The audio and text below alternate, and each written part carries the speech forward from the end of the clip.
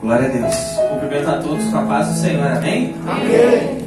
Convido os irmãos a abrirem a palavra do Senhor em Gênesis capítulo 5, a partir do versículo 21. Bem fácil de achar, primeiro livro da Bíblia, Gênesis capítulo 5, a partir do versículo 21. Amém? Amém. Diz assim a palavra do Senhor: Enoque viveu 65 anos e gerou a Metusalém, ou dependendo da tradução, Matusalém. Andou Enoque com Deus, e depois que gerou a Metusalém, viveu 300 anos e teve filhos e filhas. Todos os dias de Enoque foram 365 anos. Andou Enoque com Deus, e já não era, porque Deus o tomou para si. Amém? Amém. Vamos abrir em outro livro, mais no final da Bíblia, agora é Hebreus capítulo 11.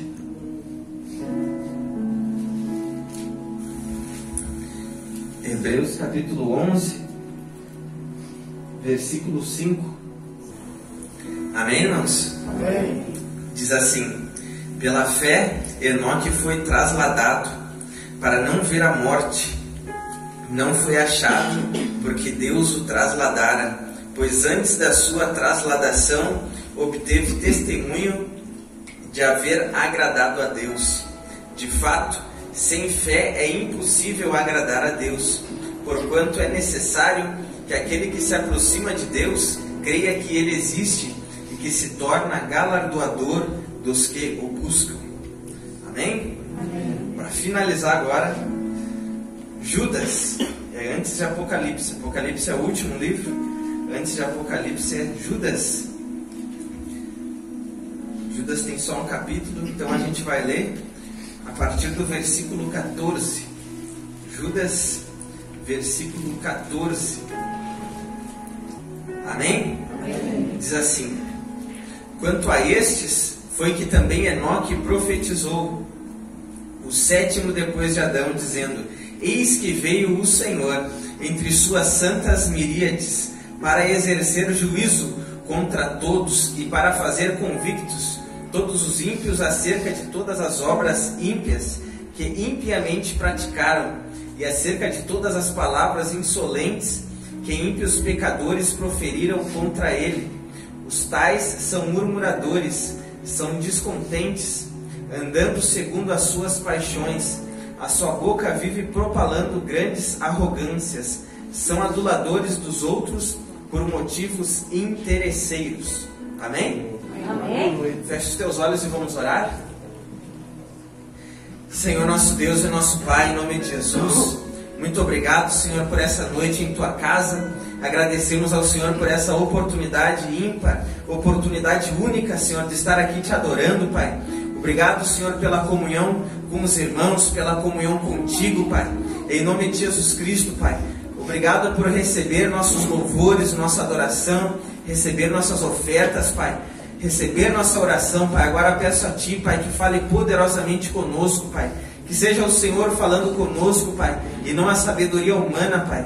Pois sem Ti nada podemos fazer, somos completamente dependentes do Senhor. Que o Teu Espírito Santo possa nos dar entendimento em todas as coisas, que possa agir em nossas vidas, no nosso íntimo, nos convencendo do pecado, da justiça, do juízo e nos trazendo cada vez mais para perto de Ti, Senhor. Em nome de Jesus Cristo, amém. Os irmãos podem tomar assento. O título da mensagem é Andando com Deus. Eu vou repetir, é Andando com Deus. Pode repetir comigo? Andando com Deus. Mais uma vez? Andando com Deus. Vou pedir para ti repetir mais algumas vezes os tópicos da mensagem. Isso não tem nenhum sentido espiritual, como sempre falo, mas conforme a gente repete, a repetição faz com que a gente guarde melhor a mensagem que a gente está ouvindo. Amém? Amém. Vou contar com a tua contribuição então. O primeiro tópico da mensagem é construindo o conhecimento. Pode repetir comigo? Construindo o conhecimento. Mais uma vez? Construindo o conhecimento. nós lemos sobre a vida de Enoque, e mesmo em alguns minutos, poucos minutos, creio que não deu nem 3 minutos, nós lemos toda a vida dele. Tudo que a Bíblia fala sobre Enoque, nós lemos em Gênesis, lemos em Hebreus e lemos em Judas. A Bíblia fala muito pouco da vida desse homem. Ele teve uma vida um tanto enigmática, misteriosa, porque Deus fez algo com ele que até então Deus não tinha feito com mais ninguém. E Deus vai fazer na vida de muitos ainda futuramente aquilo que Deus fez na vida dele. Quem sabe pode ser nessa mesma noite, a gente vai entender melhor conforme a mensagem for desenrolando. Mas então, a Bíblia fala muito pouco da vida dele, mas o que a Bíblia fala dele é muito profundo, mas muito profundo mesmo. A gente vê que no começo ali já fala que Enoque andou com Deus. E esse homem, ele foi aos poucos construindo o conhecimento dele acerca da pessoa de Deus. Na época de Enoque, nós lemos lá em Gênesis capítulo 5, até então não tinha Bíblia, não tinha Novo Testamento, não tinha os Evangelhos, não tinha as cartas, não tinha nem a lei de Moisés, nem o próprio Gênesis havia sido escrito ainda, nada havia sido escrito sobre Deus ainda até aquele momento, e ele foi construindo o seu conhecimento de Deus baseado naquilo que as pessoas falavam. Por um lado pode ser uma bênção, porque a gente vê que as pessoas falavam bastante de Deus, e eu creio que elas sentiam ainda mais liberdade naquela época.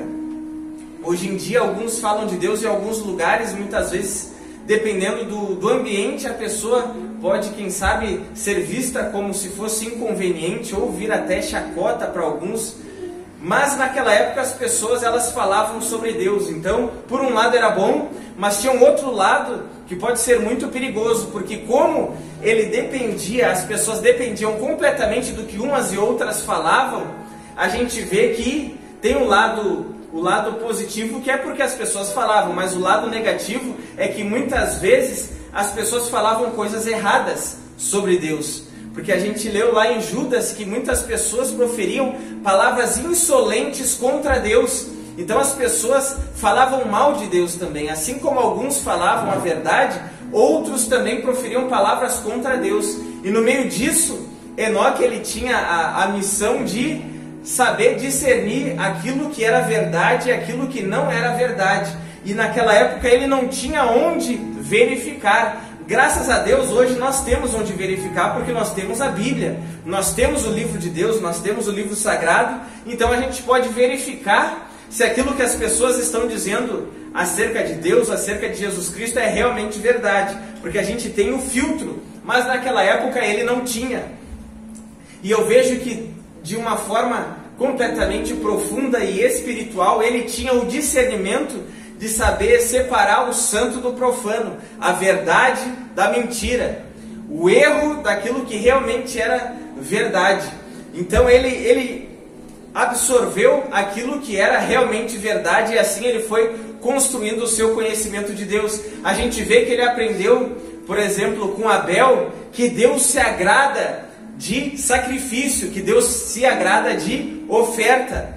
Mas ao mesmo tempo ele olhou para a vida de Caim. Caim era irmão de Abel e Caim também ofertou a Deus, mas Deus não aceitou a oferta de Caim, Deus não se agradou da oferta de Caim. Então Enoque pensou, Deus se agrada de oferta, Deus se agrada de sacrifício, mas também não é qualquer sacrifício, ou também não é de qualquer um que Deus aceita e se agrada. Então assim ele foi reunindo o conhecimento que ele tinha de Deus, e ele aprendeu também com 7, era o nome de um homem, não eram 7 homens, mas o nome do homem era 7, e esse homem era filho de Adão, e ele teve um filho chamado Enos, e a Bíblia diz que quando 7 teve esse filho, as pessoas começaram a invocar o nome do Senhor, ou seja, as pessoas começaram a orar, as pessoas se reuniam, e as pessoas começaram ali a cultuar, a clamar pela presença de Deus.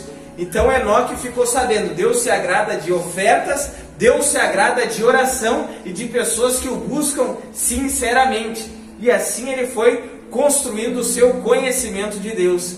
E ele chegou no ápice da sua teologia, vamos dizer assim, do seu conhecimento de Deus, quando ele percebeu que adorar a Deus que o culto a Deus não é apenas um momento, que o culto a Deus não é apenas um evento, e que o culto a Deus não é apenas uma prática como a oração, e não é apenas uma prática como o ofertar. E o culto a Deus também não são apenas canções, mas ele parou para pensar e ele começou a investigar que oração que Adão fazia. E a Bíblia não narra nenhuma oração que Adão tenha feito, e provavelmente ninguém falou de oração nenhuma que Adão tenha feito. E ele começou a pensar que oferta que Adão deu a Deus, que sacrifício que Adão fez para adorar a Deus. E a Bíblia não fala de nenhum sacrifício que Adão tenha feito para Deus. Mas a gente vê que Adão ele estava num lugar que era no Jardim do Éden. Lá, nesse lugar, ele adorava a Deus, ele buscava a presença de Deus. Só que a Bíblia mostra que Deus ele desceu pelo menos uma vez na viração do dia, que foi quando ele desobedeceu a Deus. Mas eu creio que Deus não desceu apenas naquele momento ali, mas eu creio que Deus desceu praticamente todos os dias, todo final de tarde. Porque eu creio que Deus ele não desceu naquele jardim somente para apontar o erro do homem, somente para condená-lo, somente para mostrar para ele que ele havia desobedecido. Mas eu creio que Deus descia naquele lugar também para eles estarem juntos em comunhão. Então Deus não desceu apenas para condená-lo, mas eu creio que Deus descia também para que eles tivessem um relacionamento. Só que a gente vê que Deus ele se agradava da vida de Adão, porque Adão até então ele não havia pecado. Então Enoque entendeu, se Adão agradava a Deus e Eva também antes de pecar, se eles não ofertavam e eles não oravam, como é que Deus se agradava da vida deles?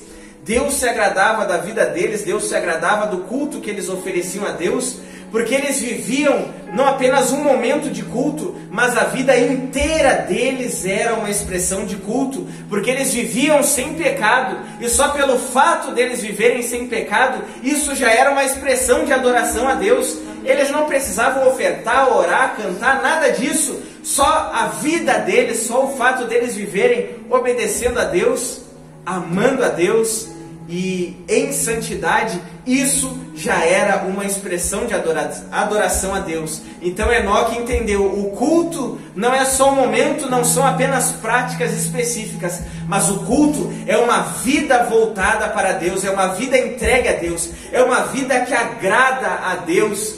E a gente vê que Jesus falou sobre isso com a mulher samaritana, quando ela perguntou para Jesus, nossos pais dizem que o lugar certo de adorar é aqui, em cima do monte, mas vocês dizem que o lugar certo de adorar é lá em Jerusalém, que lá tinha o templo. Mas Jesus disse bem assim, vai chegar um tempo que nem nesse monte e nem lá em Jerusalém as pessoas vão adorar, porque o meu Pai, Ele busca verdadeiros adoradores que o adorem em espírito e em verdade.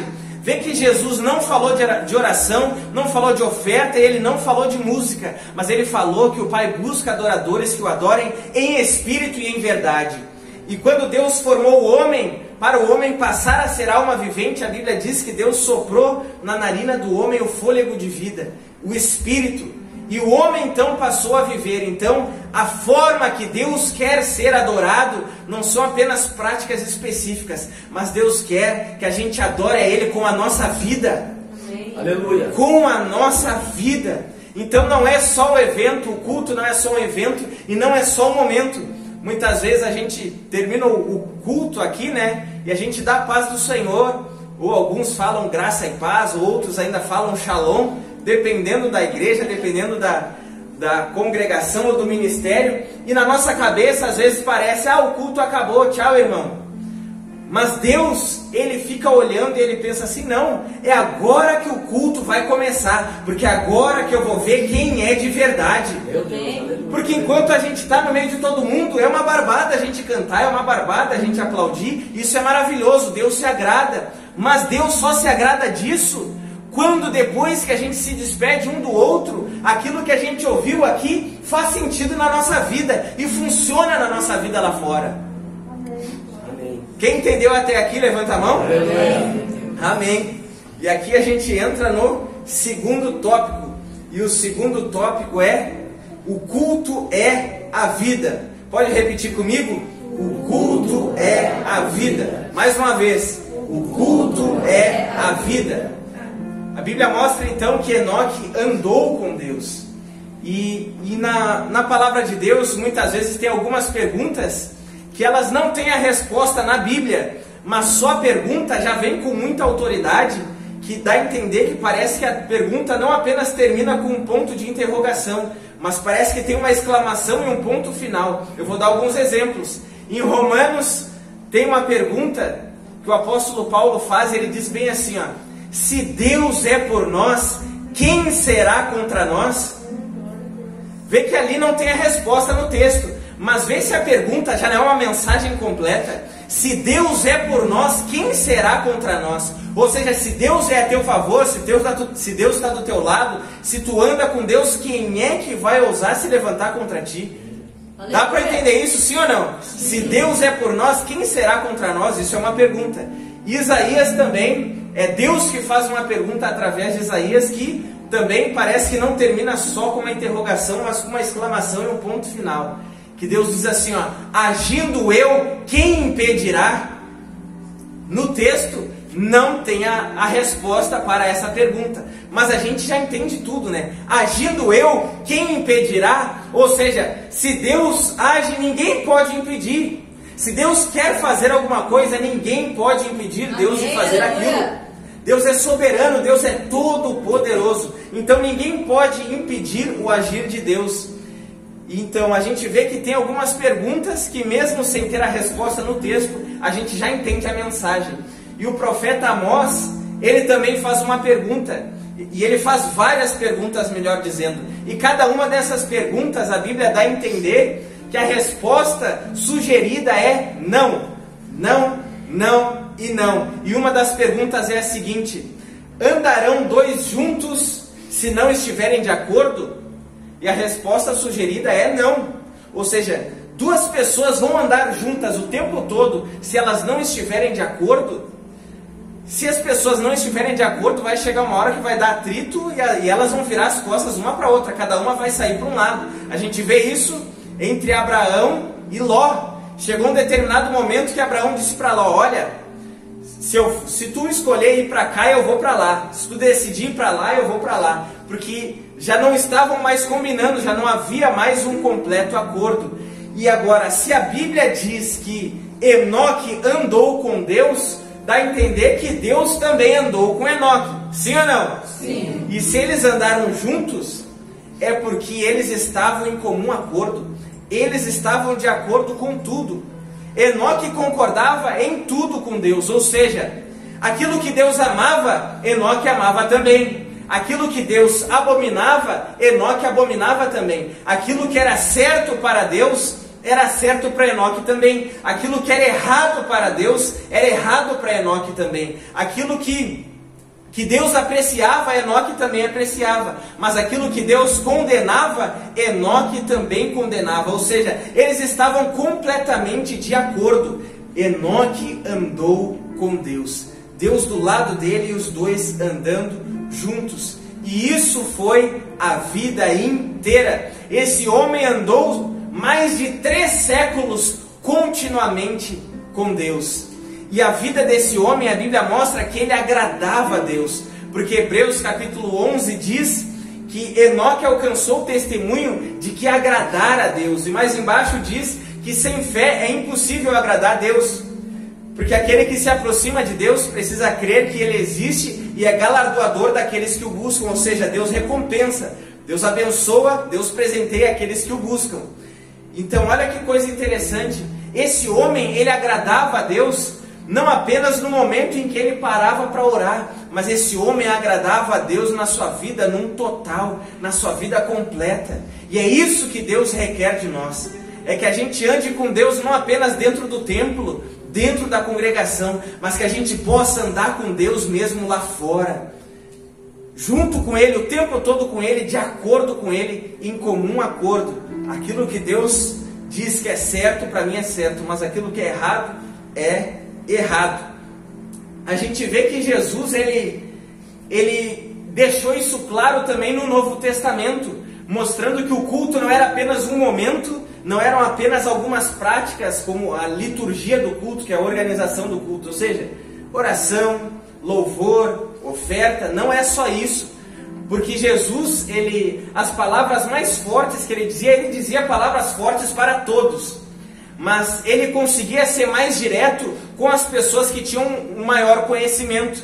E ele não aliviava nunca quando ele estava diante de um fariseu, de um escriba, de pessoas que ensinavam a palavra de Deus. E ele dizia para eles, vocês oram. Só que vocês oram para a glória pessoal. Orar é uma coisa boa, sim ou não? Sim. Mas Jesus condenava a oração deles. Jesus usava eles como um mau exemplo, dizendo, quando vocês forem orar, não orem como os fariseus, porque eles oram para ser visto pelas pessoas. Eles fazem longas orações, vão de casa em casa e fazem longas orações, só porque eles querem ser vistos pelas pessoas, que as pessoas olhem para eles e dizem, olha como ele é santo, olha como ele busca a Deus, olha como ele é devoto a Deus. Então Jesus condenava essa hipocrisia.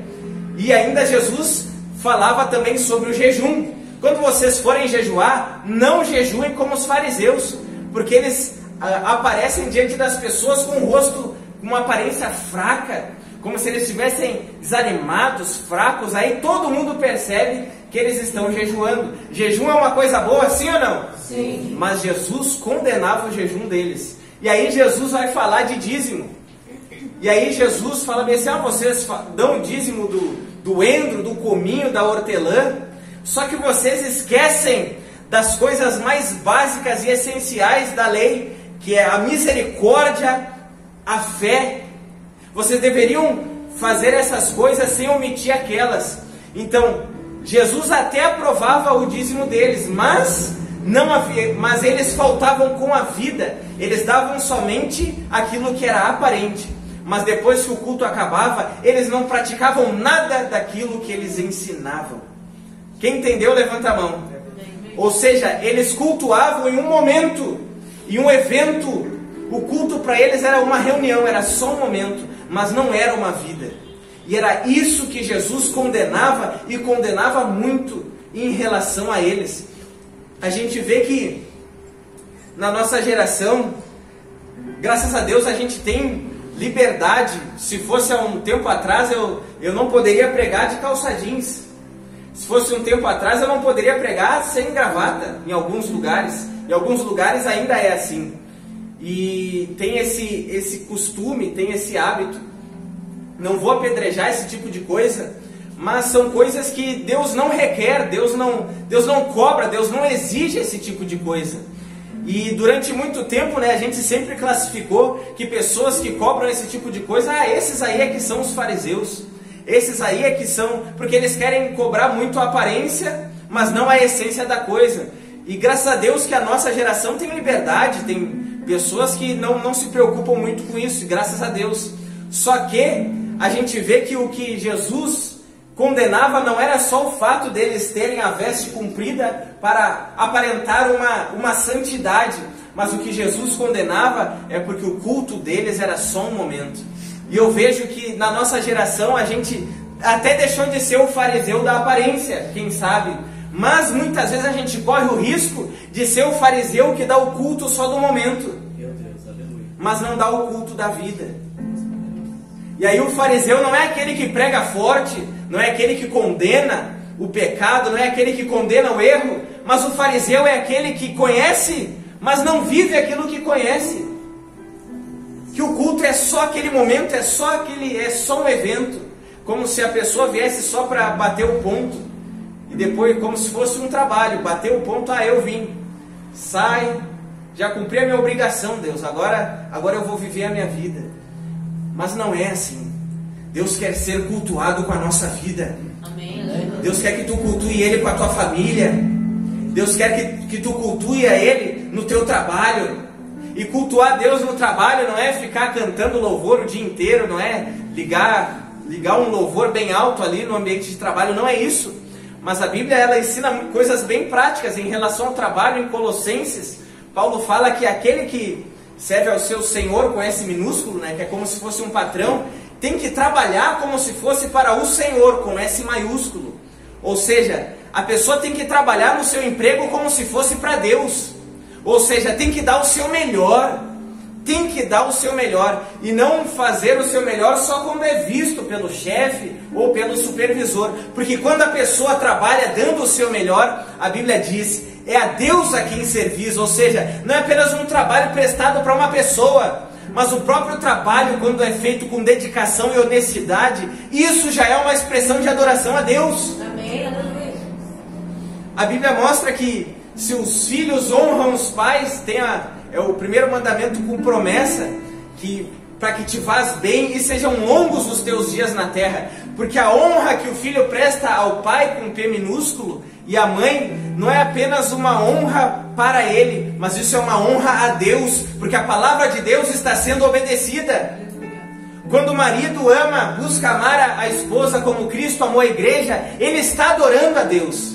Uma vez tinha um casal que estava com um problema, umas desavenças, e aí me convidaram para jantar na casa deles. E aí eu fui lá, e aí sempre tem aquela palavra para o casal, Efésios 5, né, que fala ali do papel do homem, do papel da mulher. E aí eu disse bem assim, olha, na palavra de Deus fala do amor que o marido tem que ter pela esposa, que é amar como Cristo amou a igreja. Uma missão praticamente impossível, porque Cristo morreu pela igreja. E é assim que o marido tem que amar a esposa. E a Bíblia mostra que a esposa deve ser submissa. Isso não está falando dela ser mandada, mas submissão é estar debaixo de uma missão maior. Os dois caminharem numa mesma direção, saber que Deus deu uma direção, Deus falou com aquele homem e eles vivem aquele chamado, aquele propósito que Deus deu. E aí eu cheguei lá e eu disse para eles, olha, primeiro eu falei para a irmã, né, olha, se tu não quer ser submissa a ele, fica tranquila, não precisa ser submissa a ele, mas te submete a Deus. E aí o que Deus diz? Deus diz para tu ser submissa a ele. Aí eu disse para ele, olha, tu não precisa amar ela como Cristo amou a igreja, ama a Deus. E a Bíblia diz que quem ama a Deus obedece aos seus mandamentos. E o que Deus manda? Deus manda tu amar ela como Cristo amou a igreja. Ou seja, quando a gente pratica o Evangelho, quando eu amo a minha esposa como Cristo amou a igreja, não se trata só dela estar recebendo o meu amor, mas Deus está sendo amado. Quando a gente pratica o Evangelho e alguém está sendo beneficiado, não é só aquela pessoa que a gente está vendo, mas a gente está honrando a Deus e a gente está adorando a Deus. Jesus disse que no dia do juízo, Ele vai dizer para muitos, obrigado por me alimentar quando tive fome, obrigado por me visitar quando eu estava preso, obrigado por me vestir quando eu estava nu. E alguns vão dizer assim, mas Senhor, quando é que nós te vestimos quando tu estava nu? Quando é que nós te alimentamos quando tu estava com fome? Quando é que nós fomos te visitar e tu estava preso? E Jesus disse, quando vocês fizeram para cada um desses pequeninos, era para mim que vocês estavam fazendo. Então a gente vê que Deus é adorado não só em um momento, não só em um evento, mas Deus é adorado em uma vida. Aleluia. Uma vida que o agrada. E é isso que a gente precisa ter a noção, porque hoje em dia tem muitos cristãos nominais. É muito fácil hoje em dia ser cristão. Às vezes as pessoas ligam um louvor alto ou cantam um louvor e parece que isso é tudo, mas não é tudo. Deus pode ser louvado sem ser adorado. Em Salmos diz, tudo que tem fôlego louve ao Senhor. Às vezes uma pessoa, ela pode estar cantando louvores, mas se a vida dela não agrada a Deus, ela está louvando, mas ela não está adorando. Porque Deus é adorado com uma vida que o glorifica. E não apenas com uma prática religiosa. Quem entendeu até aqui, levanta a mão. Amém. Amém? Vamos adiante então. A Bíblia diz que Enoque andou com Deus. E se a Bíblia diz que ele andou com Deus, é porque ele não estava parado. Ele estava continuamente caminhando, ele estava continuamente se locomovendo com Deus. E a gente não pode ficar estagnado, parado. Muitas vezes a gente é muito acomodado com o conhecimento que a gente já adquiriu da pessoa de Deus. Mas Deus não quer isso. Deus quer que a gente busque cada vez mais. Oséias profetizou falando assim, ó, conheçamos e prossigamos em conhecer a Deus. conheçamos e prossigamos em conhecer ao Senhor. Ou seja, eu estou conhecendo um pouco mais de Deus agora, estou conhecendo um pouco mais de Deus hoje, mas amanhã eu preciso buscar conhecê-lo mais. E no outro dia eu preciso buscar conhecê-lo mais ainda, e cada dia mais. A gente vê que muitas vezes o namorado conhece a namorada até um certo ponto, depois se tornam noivos, depois casam, e a gente vê que esse conhecimento ele vai aumentando, ele vai sendo intensificado, é gradativo, e da mesma forma a gente precisa conhecer cada vez mais a Deus e nunca ficar estagnado. E o que muitas vezes nos impede de conhecer mais a Deus é um problema terrível, e muitas vezes parece até engraçado, mas a Bíblia fala em Provérbios bem assim, ó: vai ter com a formiga, ó preguiçoso. Às vezes a gente não conhece mais a Deus por preguiça, não é nem por falta de tempo, porque se fosse falta de tempo a gente não teria rede social, ninguém veria filme, ninguém veria jogo de futebol. E eu estou falando de coisas aqui que nem são pecado, mas eu estou falando de coisas que demandam tempo, sim ou não? Sim. Então vê que muitas vezes a gente deixa de buscar Deus, não é por falta de tempo, muitas vezes é porque a gente não coloca isso como uma prioridade, ou porque a gente tem preguiça. E ainda em Provérbios diz bem assim, ó, que o preguiçoso, ele coloca a mão no prato e ele tem preguiça de levar a mão até a boca. Imagina, morre de fome, sim ou não? Sim. Não adianta ter um banquete para ele ali, a melhor comida do mundo. Se ele tem preguiça de levar a mão até a boca, como é que ele vai morrer de fome? E muitas vezes a gente tem um banquete diante dos nossos olhos, a gente tem um banquete. Aleluia. A Bíblia fala no provérbio de número 9, a sabedoria deu um banquete. A palavra de Deus é um banquete para a tua alma, é um banquete para o teu espírito. E às vezes a gente morre de fome porque a gente tem preguiça de levar a mão até a boca. Conheça mais a Deus, queira conhecer mais ao Senhor. Enoque andou com Deus. Quando a gente começa a andar muito tempo com uma pessoa, muitas vezes a gente começa a pegar o jeito daquela pessoa, a gente começa a ficar parecido com ela. Não é à toa que os filhos, eles ficam parecidos com os pais, não apenas fisicamente, na aparência, mas às vezes até o jeito, o jeito de falar, o jeito de caminhar é muito parecido. Por quê?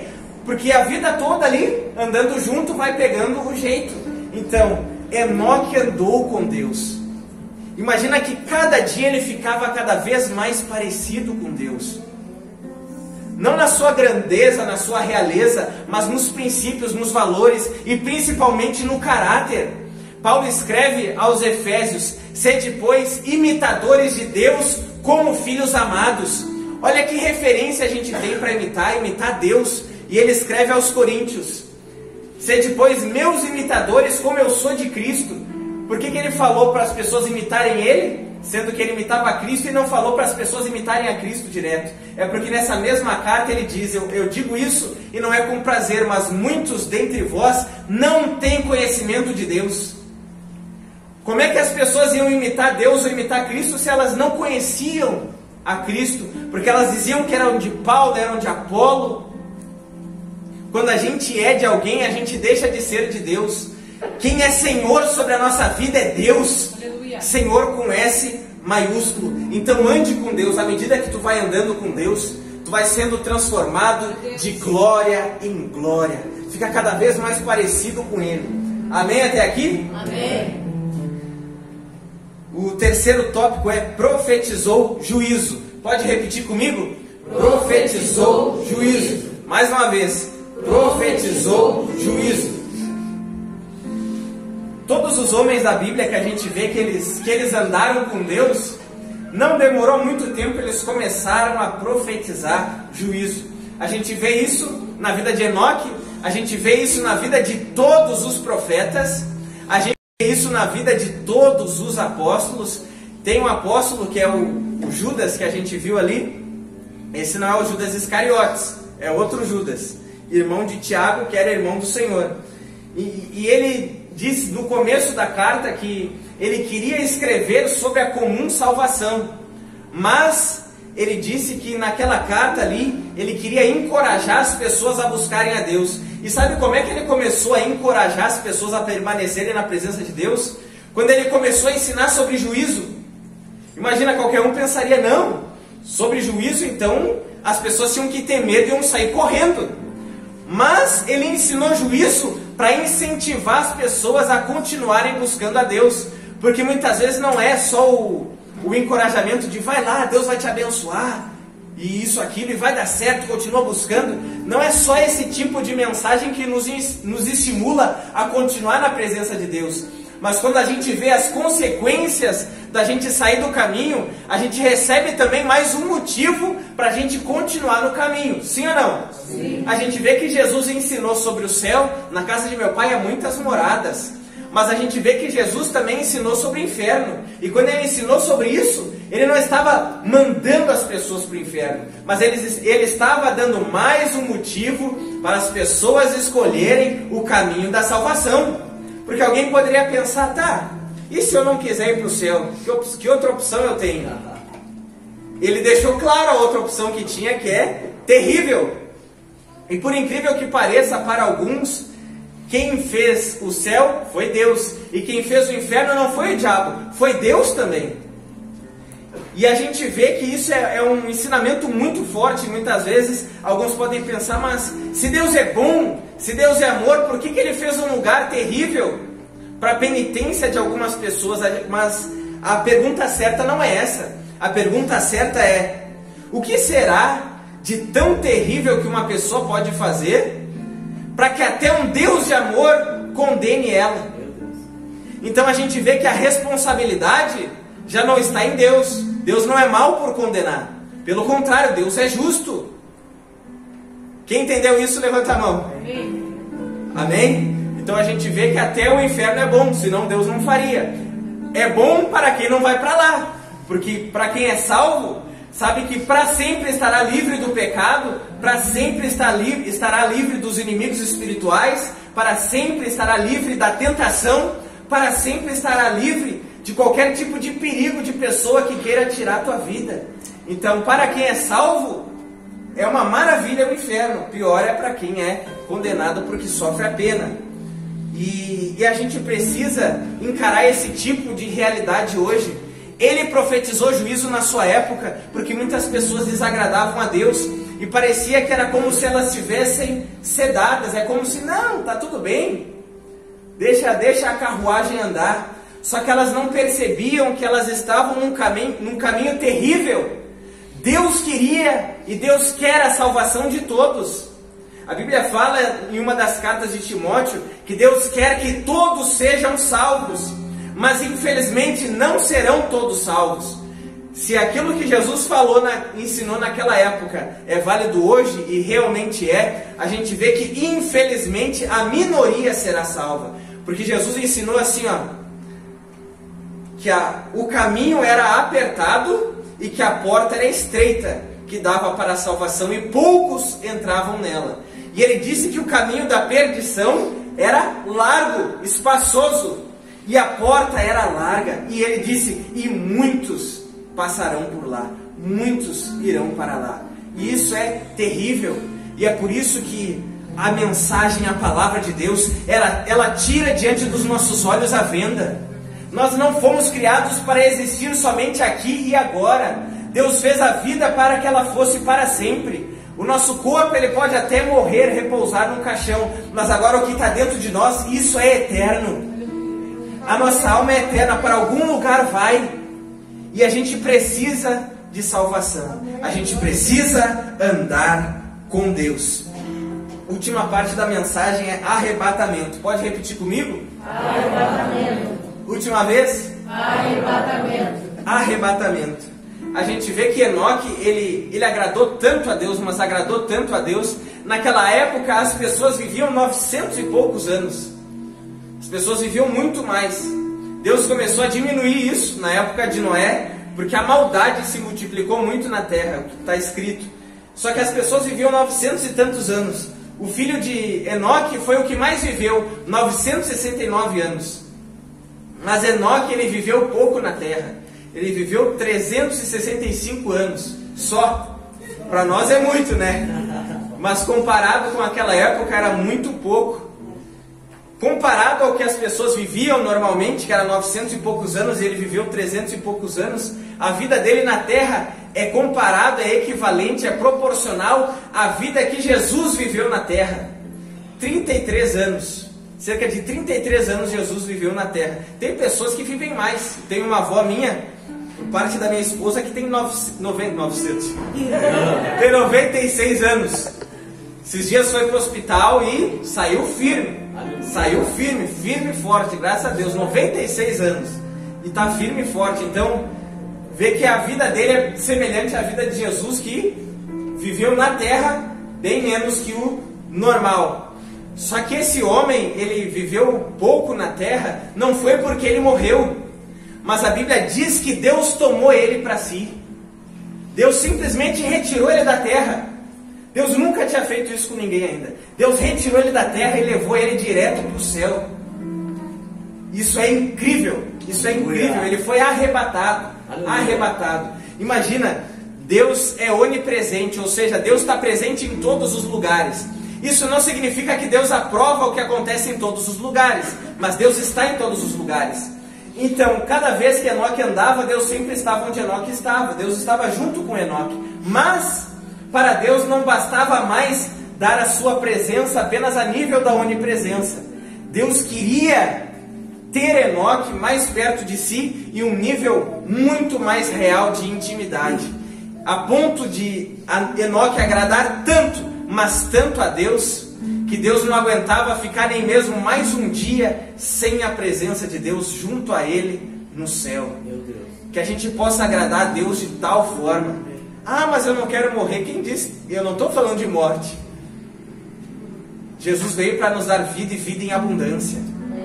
A Bíblia diz que um dia, o apóstolo Paulo falou, nem todos dormiremos, ou seja, nem todos morrerão. Mas ele diz, transformados seremos todos. E ele estava falando isso para a igreja, e ele fala do arrebatamento, porque vai chegar um dia que Cristo vai voltar. Não sabemos se é nessa noite, e ele vai levar para si aqueles que o agradaram, aqueles que creram nele, aqueles que buscaram a ele, aqueles que andaram com ele nessa terra. Então ande com o Senhor, agrade ao Senhor. Não adore a Deus apenas no evento e apenas no momento, mas adore a Deus com a vida que tu vive. Amém? Amém. Convido os irmãos a se colocarem de pé.